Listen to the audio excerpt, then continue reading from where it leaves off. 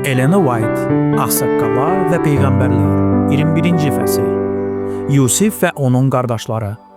Bu fəsil Yaradılış kitabının 41-ci, 42-ci fəsillərinə əsaslanır. Artıq 2 ildir ki, ölkədə qıtlıqdır. Hələ 5 ildə əkin-biçin olmayacaq. O davam etdi. Allah məni sizdən qabaq buraya göndərdi ki, sizi yer üzündə saxlasın və böyük bir qurtuluşla həyatınızı qorusun. Ona görə də məni buraya göndərən siz deyilsiniz, Allahdır. O məni Firona ata, onun bütün saray adamlarını ağa, bütün Misir ölkəsinə isə başçı etdi.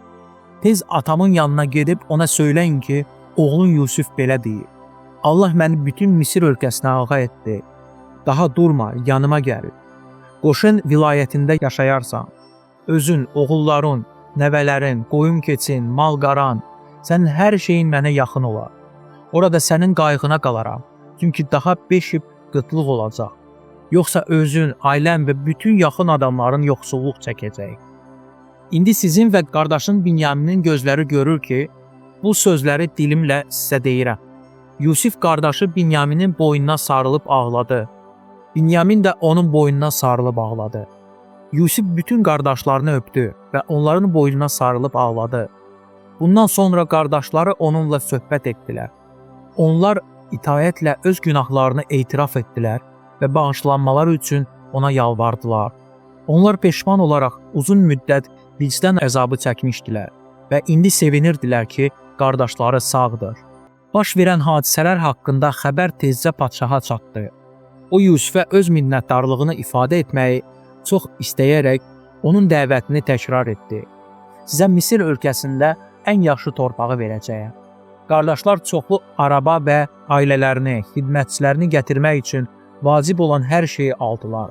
Yusif Binyaminə hamıdan çox qiymətli hədiyyələr bəxş etdi. Evə getdikləri yolda onların mübahisələri düşəcəyindən ehtiyat edərək onlara tapşırdı. Yolda dava etməyin. Yaqubun oğulları öz atalarının yanına xoş xəbərlə qayıtdılar. Yusif sağ-salamatdır. Özü də bütün Misir ölkəsinə başçılıq edir. Əvvəlcə bu xəbər qoca adamı bərk heyrətə saldı. O eşitdiyinə inana bilmirdi. Lakin heyvanlara bağlanan böyük yükləri görəndə, Binyamini öz yanında görəndə qeyri-adi sevincdən coşaraq nida etdi. İndi inandım ki, oğlum Yusif sağ-salamatdır. Qoy ölməmişdən qabaq gedim onu görüm. 10 qardaş hələ başqa bir alçalmaya da məruz qalmalı idilər. İndi onlar neçə illər həm atalarının, həm də özlərinin həyatlarını zəhərləyən həmin yalan və qəddarlıqlarını ataları önündə etiraf etdilər. Yaqub onların belə alçaq cinayətlərindən şübhələnmirdi. Lakin o gördü ki, hər şey xeyirlə nəticələnmişdir. Öz günah etmiş övladlarını bağışladı və onlara xeyir-dua verdi. Tezliklə ata və onun oğulları öz ailələri, heyvan sürüləri və çoxlu xidmətçiləri ilə birlikdə Misirə yola düşdülər. Onlar şad könüllə öz səyahətlərini davam etdirirdilər və Beer-Şevəyə çatanda ulu ata şükranlıq qurbanı gətirdi və Rəbbə dua etdi ki, onun onları müşahidə edəcəyi haqda ona yəqinlik göndərsin. Gecə yuxuda o ilahi səs eşitdi. Misirə getməkdən qorxma, çünki orada səndən böyük bir millət törədəcəyəm. Mən də səninlə birgə Misirə gedəcəyəm. Səni yenə oradan çıxaracağam. Misirə getməkdən qorxma, çünki orada səndən böyük bir millət törədəcəyəm. Əhdinin çox böyük mənası var idi. İbrahimə vəd edilmişdi ki, onun törəmələri göydəki ulduzlar qədər saysız hesabsız olacaqlar. Lakin seçilmiş xalq hələ az artırdı. Kənan torpağında qabaqcadan deyilmiş kimi çoxlu insanlar üçün o vaxt yer yox idi. Orada güclü bütpərəst qəbilələr yaşayırdılar. Onlar oradan 4-cü nəslə qədər qovulmalı idilər. Əgər İsrailin törəmələri burada belə çox saylı xalq olmalı olsaydılar, onlar ya onun sakinlərini qovmalı idilər, ya da onların arasında yayılmalı idilər. İlahi müəyyən etməyə görə onlar bütpərəstliyə uymaq təhlükəsi ilə üzləşirdilər. İlahi niyyətin yerinə yetməsi üçün Misir ən əlverişli yer idi. Onlara verilən ölkənin məhsulda bol sulu hissəsi əhalinin tez artması üçün gözəl imkanlar yaradırdı. Misirlilərin onların məşğuliyyətlərinə ikrah etməsi, çünki hər bir çoban onlar üçün alçaq bir şey idi. onlara ayrıca xalq kimi qalmağa imkan verirdi ki, bu onların Misirin bütpərəst mərasimlərinə cəlb olunmasının qarşısını alırdı. Səyahətçilər Misirin sərhədlərinə çatanda birbaşa qoşun torpağına yola düşdülər. Yusif də arabada padşah adamları ilə birlikdə ora gəldi. Sanki o hər şeyi unutmuşdu. Onu əhatə edən dəbdəbəni də, yüksək rütbəni də, yalnız bir fikir onun bütün varlığına hakim idi. Yalnız bir odlu istəklə dolu idi onun qəlbi. O yaxınlaşan yolçuları görəndə bu qədər vaxt saxladığı məhəbbəti daha cilovlaya bilmədi. Arabadan sıçrayıb tez atasının qarşısına qaçdı. Özünü atasına tanıtdırıb onun boynuna sarıldı və uzun müddət onu qucaqlayıb ağladı. İsrail Yusifə dedi: "İndi ölə bilərəm, çünki üzünü gördüm. Sən sağ-salamatsanmış." Yusif 5 qardaşını özü ilə götürdü ki, onları Firona təqdim etsin və Qoşen torpağında məskən salmaları üçün icazə alsın. Öz rəisinə minnətdarlıq hissi, padşahda onun qardaşlarını dövlət vəzifələrinə layiq görmək hissi doğura bilərdi. Lakin Allahın sadiq xidmətçisi Yusif qardaşlarını bütpərəstlərin arasında məruz qalacaqları tamahlardan xilas etmək istəyərək onlara məsləhət verdi ki, padşahın suallarına necə cavab vermək lazımdır. Həm də tapşırdı ki, öz məşğuliyyətləri haqqında açıq danışsınlar. Yaqubun oğulları onun məsləhəti ilə hərəkət etdilər. Həm də deməyi yaddan çıxartmadılar ki, onlar bu torpağa yalnız müvəqqəti gəlmişlər və burada həmişəlik qalmaq istəmirlər. Beləliklə, özləri üçün buradan istənilən vaxt getmək hüququnu saxlayırdılar. Padşah onları məskən salmaları üçün təklif etdiyi kimi, Misir ölkəsində ən yaxşı torpağı Qoşen diyarını verdi. Onların Misirə gəlməsindən az sonra Yusif öz atasını da Firona təqdim etdi. Ulu ata özünü padşah sarayında qeyri-münasib hiss edirdi. Lakin əzəmətli təbiətin arasında o, daha qüdrətli hökmdarla ünsiyyət edirdi və indi öz üstünlüyünü dərk edərək əlini qaldırdı və Firona xeyir-dua verdi. Yusiflə birinci görüşü zamanı Yaqub elə danışırdı ki, elə bil bu saat həyəcanları və kədərləri bitən kimi ölməyə hazırlaşırdı. Lakin hələ o qoşunda sülh içərisində ayrıca 17 ildə yaşadı. Bu illər əvvəlkilərinin əksinə olaraq xoşbəxt idi. O öz oğullarında əsl peşmançılıq görürdü. O görürdü ki, onun qəbiləsi qüdrətli millət olacağına kömək edən şəraitə düşmüşdü və imanla onların gələcəkdə Kənanda məskən salacaqları əhdinə arxalanırdı.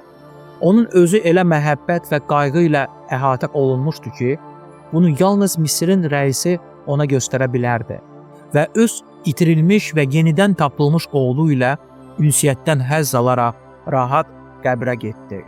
Ölümün yaxınlaşdığını hiss edərək o Yusifi yanına çağırtdırdı.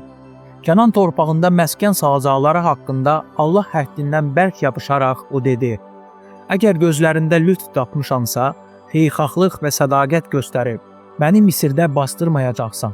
Atalarınla birgə uyumaq üçün öləndə məni Misirdən aparıb onların məqbərəsində bastıracaqsan."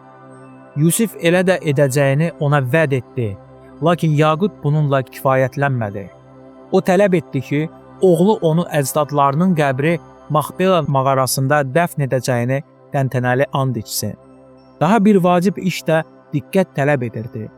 Yusif oğulları rəsmi surətdə Yaqubun oğulları sırasına daxil olmalı idilər.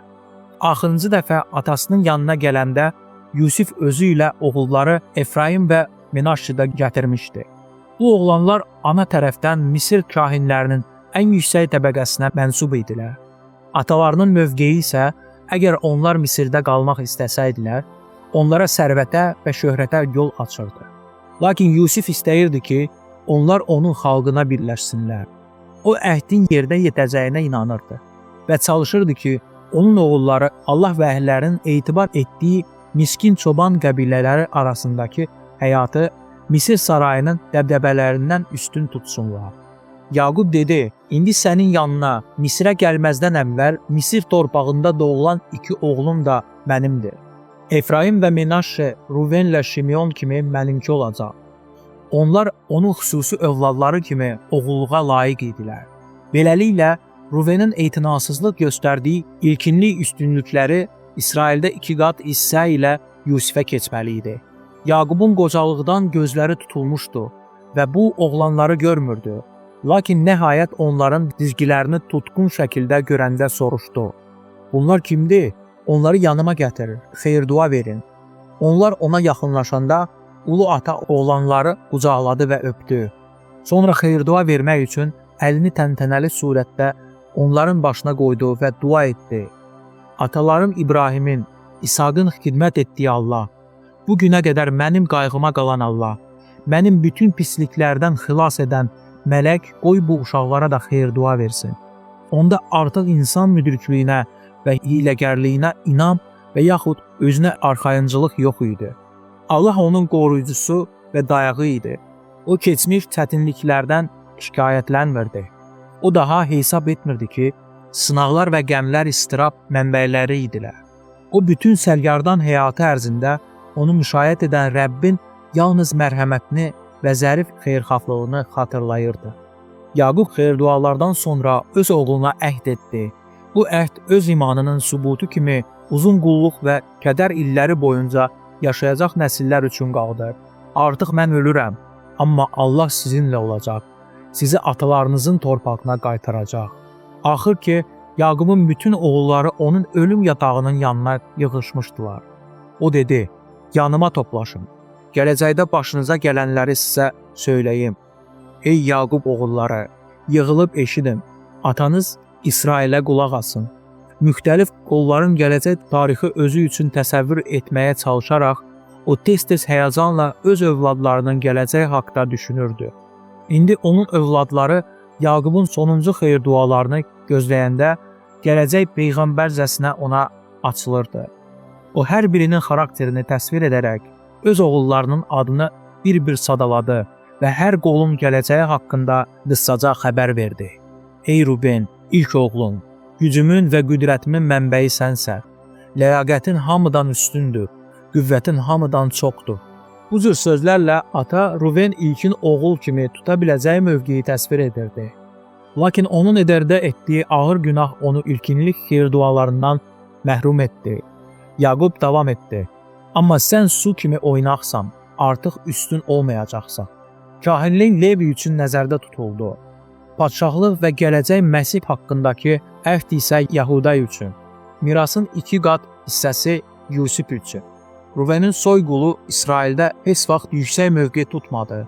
Yahuda Yusif və ya Dan kimi çoxsaylı olmadı və birinci olaraq əsir oldular. Yaşa görə Ruvendən sonra Şimeon və Levi gəlirdi. Onlar ikilikdə Şekem sakinlərindən qardaşcasına qisas almışdılar. Həm də Yusifin satılmasında başqalarında çox təqsirkar olmuşdular. Onlar haqqında deyilmişdi. Onları Yaqubdan ayıracağam, İsraildə səpəcəyəm. Kənana çıxan zaman İsrail hesablananda Şimeon soyqulu ən az sayılı idi. Musa öz sonuncu xeyir duasında Şimeonun heç adını da çəkmir. Kənanda məskən salanda bu soyqulu Yahuda bölməsində yalnız kiçik bir yer almışdı. Sonralar güclənən ailələr isə ayrı-ayrı kolonnalarda qruplaşırdılar və əhd edilmiş yerin hüdudlarından kənarda məskunlaşırdılar. Yerin müxtəlif tərəflərinə səpələnmiş 48 şəhərdən başqa Levidə heç bir miras almadı. Lakin başqa qollar Allahdan dönəndə onların Tanrıya sədaqəti məbəddə müqəddəs xidmətə təyin olunmasına səbəb oldu və beləliklə də lənət xeyir-duaya çevrildi. İlkinlik xeyir-duaları çələngi Yahudaya keçdi. Bu adın mənası alqış. Bu nəslin peyğəmbərcəsinə söylənilən gələcəyində açılır. Yahuda qardaşların səni məth edəcək. Düşmənlərin boynu əlində olacaq. Atanın oğulları önündə səcdə edəcək. Yahuda bir aslan balasıdır. Ey oğlum, sən şikara çıxanda bir şir kimi yerə əyilirsən. Dişi aslan kimi torpağa yatırsan. Kim səni yerindən qaldıra bilər? Padşahlıq əsası Yahudanın əlindən getməyəcək. Hökmdarlıq əsası onun nəslindən itməyəcək. O vaxta qədər ki, əsanın sahibi gələcək, onda xalqlar ona itayət edəcək. Aslan, meşələrin şahı, bu qola yaraşan simvoldur. Bu qoldan Davud və Davud oğlu, barışdırıcı, əsl Yahuda qolunun aslanı çıxmışdır. Bütün qüvvələr ən nəhayət ona səzdə edəcəklər və bütün xalqlar onu şöhrətləndirəcəklər. Yaqub öz övladlarının əksəriyyətinə xoşbəxt gələcək söylədi. Nəhayət o Yusifə çatdı və qardaşlar arasında başçı olanın üstündə olsun. Xeyir-dualar yağdıranda atanın qəlbi izhar edilməz hisslə doldu. Yusif barlı bir ağac, çeşmə kənarında meyvəli bir ağac. Budaqları divarın üstündən aşar. Oxçular ona güclü hücum etdilər. Düşmənçilik edib üstünə ox yağdırdılar. Amma Yaqubun qüdrətli Allahı, İsrailin daşı və çobanı olan Allahın sayəsində onun kamanı möhkəm, qolları qüvvətli oldu. Sənə kömək edən atanın Allahıdır. Sənə xeyir-dua verən külli ixtiyardır. Yuxarıda göylərin bərəkəti ilə, dərinlikdə olan su mənbəylərinin bərəkəti ilə, döşlərin və bətnlərin bərəkəti ilə sənə xeyir-dua verəcək. Atanın xeyir-duası atalarımın xeyir-duasından daha ucadır. Əbədi qalan təpələrin zirvəsinə çatar. Bu xeyir-dualarım Yusifin, qardaşlar arasında başçı olanın üstündə olsun. Yaqub qəlbi həmişə hərarətli və dərin məhəbbətlə dolu olan insan idi. O öz oğullarını güclü və incə məhəbbətlə sevirdi və onun ölüm qabağı şəhadəti qərəz və incilik ifadəsi deyildi. O hamısını bağışlamışdı və ömrünün axırına kimi onları sevdi. Onun ata zəifliyi yalnız ruhlandırıcı və ümid sözlərində ifadə edib bilərdi. Lakin Allah qüvvəsi onda bərqərar olmuşdu və onun təsiri altında o həqiqəti, bəzən də acı həqiqəti söyləməyə məcbur oldu. Yaqub sonuncu xeyir-dua sözlərini qurtarandan sonra özünün dəfn ediləcəyi yer haqqındakı tapşırığını təkrar etdi. Mən ölüb əcdadlarıma qoşulacağam. Məni atalarımın yanında, mağarada basdınız. Mamre qarşısındakı Maxbela tarlasındadır. İbrahimlə arvadı Sara və İsaqla arvadı Rivqa orada bastırılmışdı.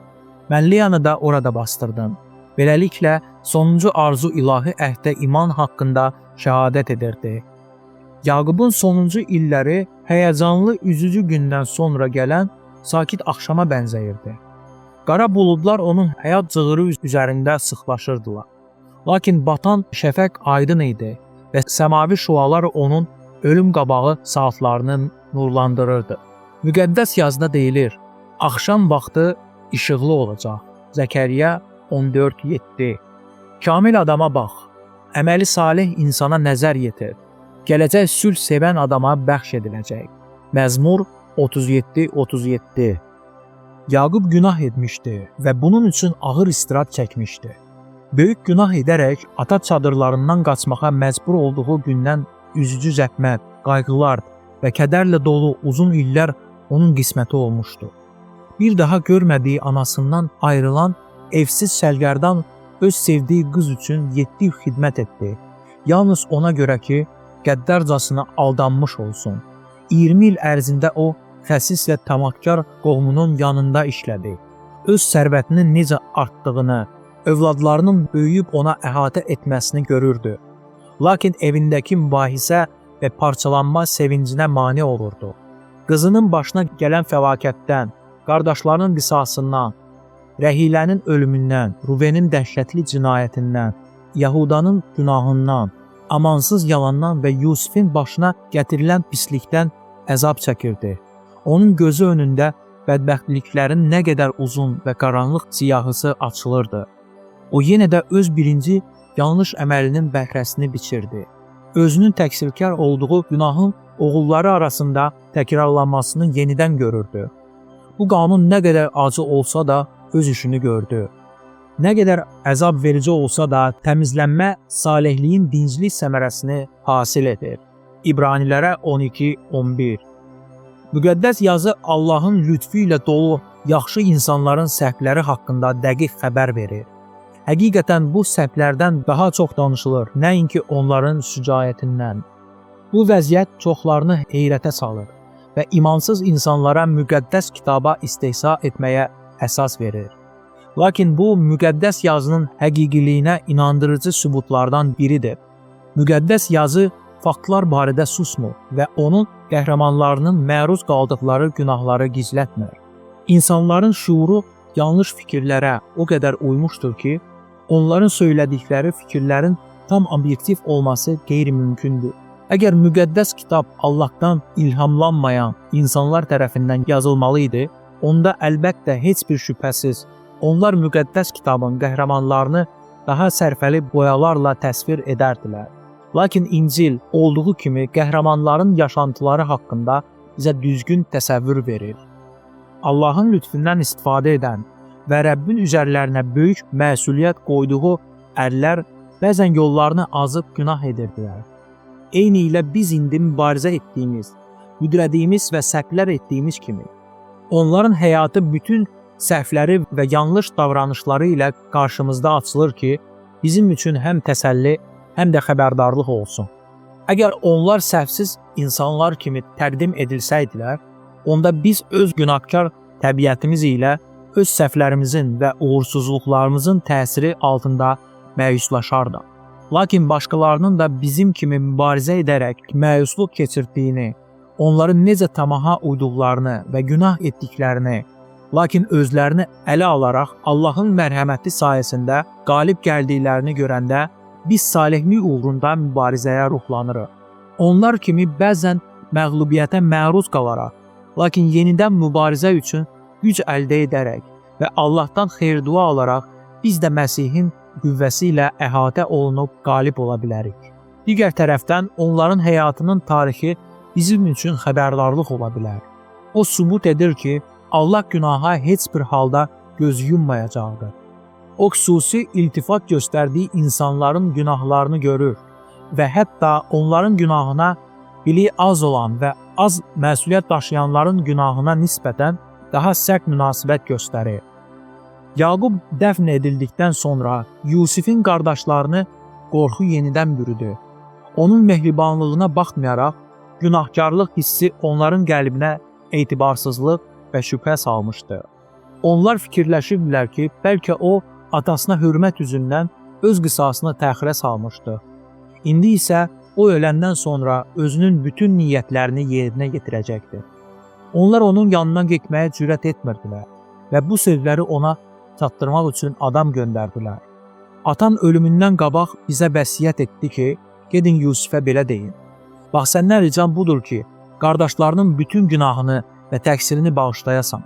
Axı onlar sənə pislik ediblər. Xahiş edirik ki, sən atanın Allahının qulları olan biz qardaşlarının günahını bağışla. Bu sözlərdən riqqətə gələn Yusifin gözləri yaşla doldu və bundan ruhlanan qardaşları onun yanına gəlib ayaqlarına döşənərək dedilər, biz sənin qullarınıq. Yusif öz qardaşlarını dərin və təmənnasız sevirdi və onların onun qisasından ehtiyat etmələri haqqında fikir onun qəlbini ağır yaraladı. Məgər mən Allaham ki, məndən qorxursunuz? Baxın, siz mənə qarşı pis fikrə düşdünüz. Lakin Allah onu yaxşı işə çevirdi ki, bugün gördüyünüzü etsin və çoxlu adamın həyatını qorusun. Daha qorxmayın. Mən həm sizi, həm də övladlarınızı saxlayacağam. Yusifin həyatı Məsihin həyatını simvolizə edir. Baxıllıq Yusifin qardaşlarını onu qul kimi satmağa təhrik etdi. Bu cür onlar onun yüksəlməsinə mane olmağa ümid edirdilər. O Misrə aparılanda isə onlar belə ümid edirdilər ki, onun yuxuları onları daha narahat etməyəcəkdir. Onlar bu yuxuların hər bir yerinə yetmək imkanını aradan qaldırmışdılar. Lakin Rəbb onların taleyinə elə bir istiqamət verdi ki, onlar bu qədər mane olmaq istədikləri şeyi özləri həyata keçirdilər. Xatırlayın ki, Yahudi kahinləri və başçıları Məsihə paxıllıq edirdilər və çox qorxurdular ki, xalqın bütün diqqəti onda cəmləşər. Onlar onu öldürtdülər ki, onun padşah olmağına mane olsunlar. Lakin məhz bununla da onlar mane olmaq istədikləri şeyin özünün yerinə yetməsinə kömək etdilər. Misirdə bul olan Yusif öz atasının ailəsinin xilaskarı oldu. Lakin bu onun qardaşlarının günahını yumurdu. Düşmənlər Məsihi çarmıxa çəkərək onu bəşəriyyətin zəmanətçisi, günaha batmış nəslin xilaskarı, bütün dünyanın hökmdarı etsələr də, Allahın qabaqgörənliyi hadisələri Rəbbin şanına və bəşəriyyətin xeyrinə olaraq idarə etsə də, lakin onun qatillərinin cinayəti dəhşətli olaraq qalır Öz qardaşları Yusifi bütpərəstlərə satdıqları kimi, Məsih də qəddar düşmənlərinə öz şagirdlərindən birinin əli ilə satıldı. Yusifi yalandan ittiham edib zindana ona görə saldılar ki, o xeyirxah idi. Məsihə də ona görə nifrət etdilər və rədd etdilər ki, o salih idi və onun fədakar həyatı onların günahını ifşa edirdi. Onun heç bir təqsiri olmasa da, lakin yalançı şahidliklə onu ittiham etdilər. Yusiflə ədalətsiz və qəddarcasına rəftar etdikləri zaman onun səbri və həlimliyi, onun mərhəmətlə bağışlanması və öz qəddar qardaşlarına əlcənab münasibət xilaskarı simvolizə edir. Xilaskar qanunsuzların bütün əzablarına və təhqirlərinə sakitcə dözdü və yalnız öz qatillərini deyil, onun yanına gəlib öz günahlarını etiraf edən və ondan əfv diləyən hər kəsi bağışladı. Yusif öz atasından sonra 54 il yaşadı. Yusif 110 il ömür sürdü. O Efraimin 3 nəsil övladlarını gördü. Menaşenin oğlu Makirin övladları da Yusifin yanında doğuldular. O öz xalqının necə artdığını və firavanlığa çatdığını gördü. Bütün həyatı boyu tərəddüd etmədən inandı ki, Allah əhd etdiyi torpağa İsraili qaytaracaqdır. Sonunun yaxınlaşdığını hiss edərək qohumlarını ətrafına topladı. Fironun torpağında yüksək mövqeyinə baxmayaraq, Misir onun üçün yalnız qərib yer olaraq qalırdı. Onun sonuncu istəyi öz taleyini İsraillə bağlamasının sübutu idi. Onun axırıncı sözləri bu oldu: Allah mütləq sizə nəzər salacaq. O sizi bu ölkədən İbrahimə, İsaqa və Yaquba and içdiyi torpağa aparacaq. O İsrail oğullarına təntənəli and içirdi ki, onlar sümüklərini Kənan torpağına aparacaqlar. Yusif 110 yaşında öldü. Onu Misirdə mumyalayıb bir tabuta qoydular. Sonraki bütün məşəqqətli yüzilliklərdə bu qədər Yusifin ölüm qabağı sözlərinin abidəsi kimi həmişə İsrail xalqına onu xatırladır ki, onlar Misir torpağında yalnız qəribdirlər və onların ümid dolu baxışlarını əhd edilən yerə yönəldərək azadlıq vaxtının mütləq gələcəyinə inam təlqin edir.